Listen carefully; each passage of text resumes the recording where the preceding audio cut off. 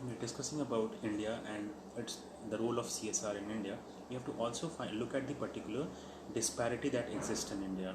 On one part, we have India, which is now becoming kind of the largest economy in the world. It is increasingly becoming an important player in the emerging global order. But yet, on the other part, if we look at it, we have people who are living in absolute poverty, people who are undernourished, people who are below the poverty line, people who do not have people who have do not have employment, and who cannot even eat for 2 times a day.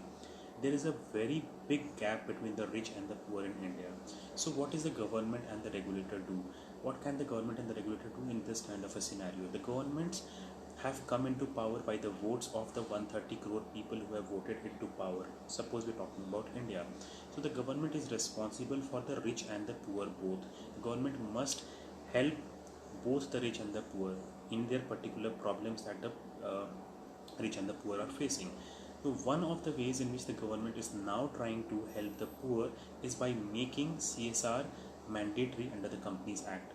Now companies, if they fall under any of these criteria, that if the net worth is greater than 500 crores or more, if the turnover is greater than 1000 crore or more, if the net profit is rupees 5 crore or more during any financial year, the companies are being made to mandatorily spend 2% of its average net profit.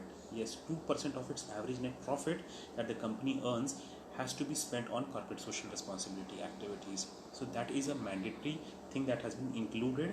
Why has it been included? Because the government cannot go and reach out to all these 130 crore people, both the rich and the poor. So it is taking the support of the private companies, the public companies, and any company which is operating in the particular country, so that it can reach out to those people and do some goodwill act for these particular poor people and people who are not well to do. So what are the various activities that can be taken by a company? Under the act, we have various kinds of activities. The first one is providing food to hunger, poverty and malnutrition, promoting preventive health care, promoting education, promoting gender equality, setting up homes for women, orphans and senior citizens, animal welfare, protection of national heritage, development and relief and welfare of ST, SC, OBCs, minorities and women, contributions or funds provided to technology within academic institutions approved by central government and rural development projects. So these are the various kinds of activities which have been mentioned, which the companies can do for the CSR activities, and this is where they have to spend their 2% provided they fulfill those criteria that we have talked about. Following activities are not considered as CSR activities. If you are contributing to political parties, that is not considered as a CSR activity. If you are opening school for children of employees, if your employees children are going to that particular school and you have opened a school for your employees children, that will not be counted. If you're providing bonus to workers, that is not CSR. If you're providing technical skills or additional knowledge to your workers in the company, again that is not CSR. You're running welfare services for the employees. So any activity that you're doing for your employees is not CSR. These are activities, CSR activities must be done for the society on an overall, for the overall society, the larger society on an overall. So these activities under section 135 are not considered as CSR activities. So what are the penalties also? Should be discussing what are the penalties, because it has been made mandatory by the law. If a company is not following, there are various kinds of social audits which keep on happening. Inspectors go and visit the particular company and find out what CSR activities have been done in the past, and if there is a default found in any of them, the companies are can be fined rupees 5,000, 50,000 fine, or 3 years of imprisonment, or both, as the company owner will have to face for not filing CSR report to the MCA. So these are the various kinds of provisions which have been brought in the particular Companies Act for the benefit of the entire country. Now, if you look at India, we can find out that there have been various phases of CSR activities on an overall. So if you look at phase one, it was pure philanthropic. The Nagar, we used to have rich people, the Nagar Seths we used to call them. Nagar Seths used to do philanthropic activities. एक मंदिर बना दिया, एक छोटा सा पानी का तालाब बना दिया, एक कुआं बना दिया. So these were activities that were done from the 1850 to 1914. Phase 2 was CSR as a social development during independence struggle. We talked about the Gandhian model, that when Gandhiji came into the particular scene, for independence, he asked a lot of industrialists like Tata's, Birlas, and Godrej to donate, to do some good for the poor people. So it was done only for a social development during the independence period. Then we come to phase 3.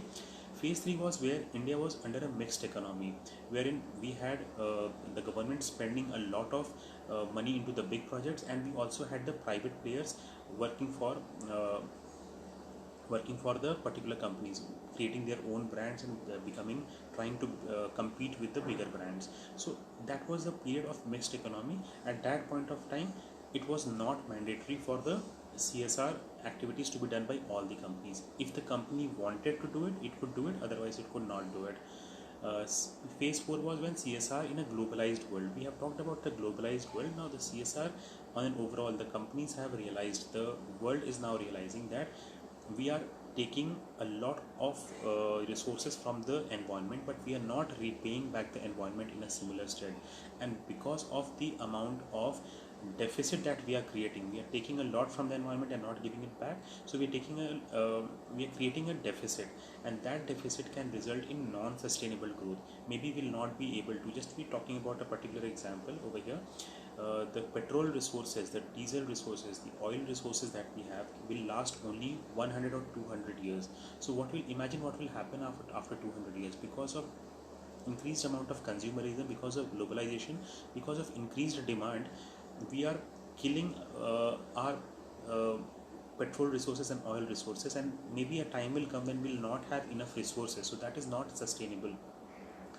So from the 1980s, 1990s, phase 4, when the world started getting globalized, people, there was built a consensus among the particular states that we should now work towards a common minimum program for CSR activities, and we should help the environment reclaim itself. The evolution of CSR from it, earlier it was only for the profit focus that the companies existed. Then we have companies which are used to give passive donations, which was not mandatory donations. Then we talked about community affairs of helping the business interest, including to related marketing, and helping its employees in the welfare employees welfare activities.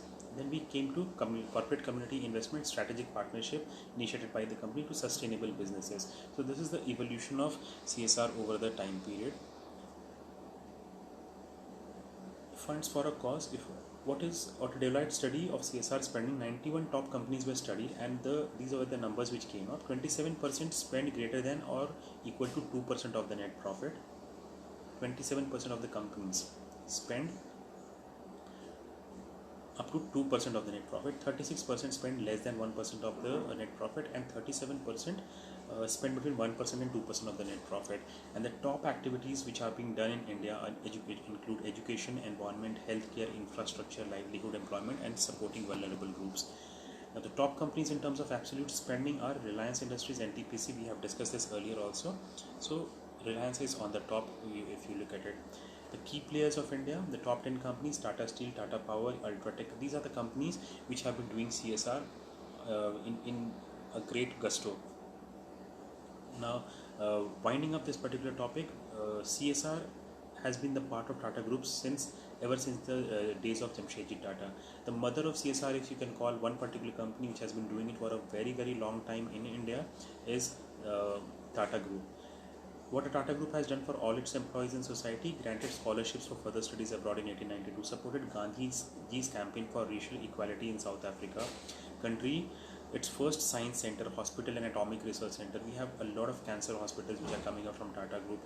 We have a lot of donations. Even if you look at the corona epidemic that has happened, this particular company has donated more than 1,000 to 2,000 crores for this particular cause. It has established welfare department in 1917. So this particular company Tata believes that it should be looked as a green company, as a clean company, as an ethical company, which is totally focused on CSR activities. It was the first company to start social audit in 2007-2008. In 2008, the Tata Steel spent more than 200 crore on CSR, when no company was actually doing, when things were not made mandatory, when things were not included in the Companies Act. Still, from that particular point of time, Tata Steel has been doing a yeoman's service in the terms of CSR, and it has been creating a benchmark in terms of CSR. I hope I have done justice to this particular topic, and hope you have liked the video. If you have liked the videos, please subscribe, like, and share this particular video. Thank you so much.